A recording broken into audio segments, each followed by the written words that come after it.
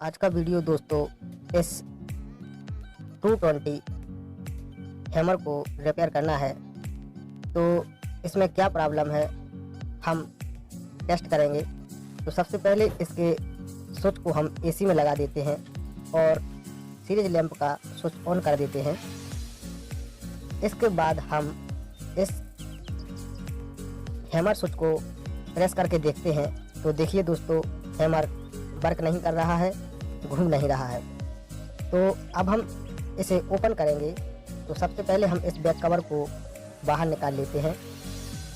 इसके बाद देखिए दोस्तों, इसमें यह कार्बन होल्डर लगे होते हैं और इसके बाद आर्मेचर का कम्यूटेटर यहाँ से दिखाई दे रहा है। तो सबसे पहले हम इन कार्बन होल्डरों के कनेक्शनों को बाहर निकालेंगे और कार्बन होल्डर को बाहर निकाल लेते हैं। तो इन स्क्रूओं को हम खोल लेते हैं। स्क्रू खोलने के बाद स्क्रू ड्राइवर की सहायता से हम इन कार्बन होल्डरों को बाहर निकालेंगे। इस प्रकार देखिए दोस्तों, इस कार्बन होल्डर में कार्बन है ही नहीं, कार्बन खत्म हो गया है, जल गया है। इसी प्रकार हम दूसरी ओर का भी कार्बन होल्डर बाहर निकाल लेते हैं।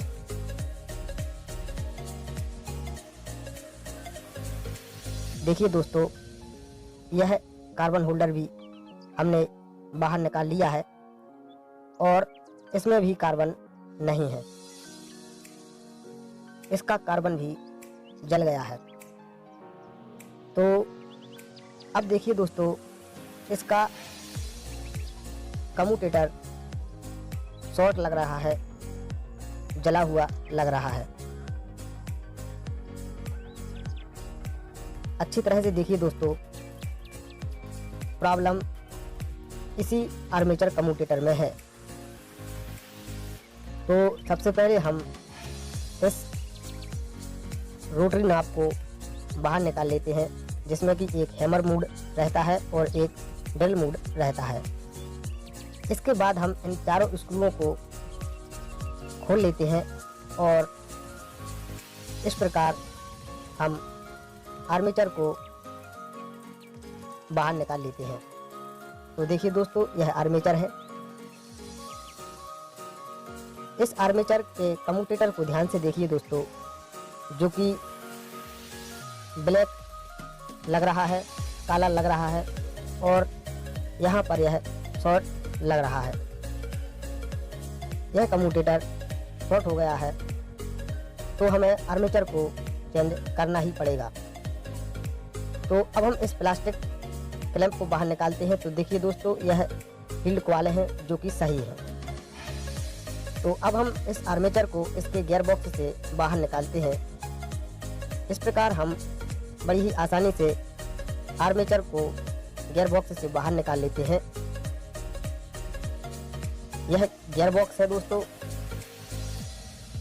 अब हम सबसे पहले इस आर्मेचर से बेरिंग को, इस आर्मेचर बेरिंग पुलर की सहायता से बेरिंग बाहर निकाल लेते हैं।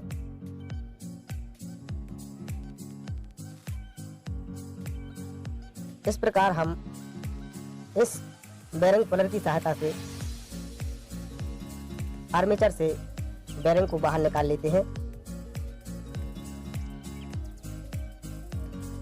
इस 220 हैमर का हम आर्मेचर चेंज करेंगे दोस्तों। तो यह देखिए दोस्तों, मैंने आर्मेचर से आगे की ओर लगा हुआ यह बेरिंग भी बाहर निकाल लिया है।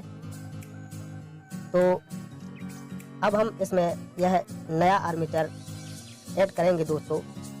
तो हम इस डिब्बे को ओपन करते हैं। तो यह रहा नया आर्मेचर, जो कि पूरी तरह नया है, फ्रेश है। तो अब हम इसमें बेरिंगों को ऐड कर लेते हैं। तो देखिए दोस्तों, मैंने आर्मेचर में बेरिंग को लगा लिया है।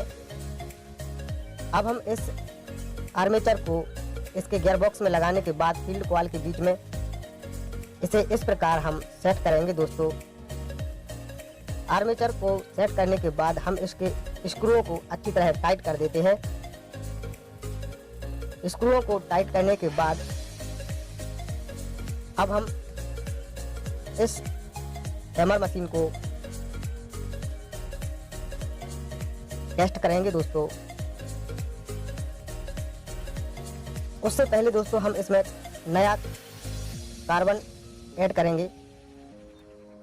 तो इन होल्डरों में सबसे पहले हम कार्बनों को इस प्रकार लगाकर देखते हैं कि यह पूरी तरह ओपन है, प्ले है। यदि कार्बन होल्डर में कार्बन फंसता है तो हमें कार्बन होल्डर भी चेंज करना ही पड़ेगा, नहीं तो हमारा आर्मेचर जल सकता है। दूसरा कार्बन होल्डर भी पूरी तरह सही है। इस प्रकार हम कार्बन होल्डरों को टेस्ट कर लेते हैं।